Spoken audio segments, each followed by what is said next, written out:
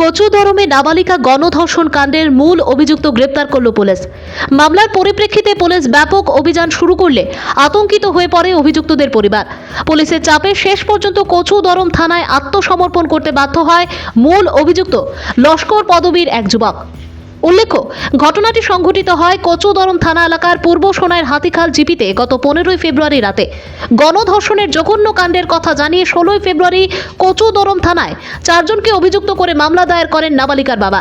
মামলায় উল্লেখ করা হয়, একই গ্রামের বাসিন্দা নাবালিকাকে ঘর থেকে বের হতে ফোনে জানায়। কথা মতো বাড়ির পাশে রাত 7টায় একটি থার গাড়ি করে তুলে নেয় অন্যত্র।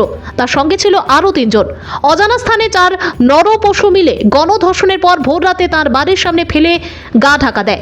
কচুদরম পুলিশ মামলাটি নথিভুক্ত করে তদন্ত শুরু করে। মামলা শুরু হতেই 4 অভিযুক্ত গা ঢাকা দেয়।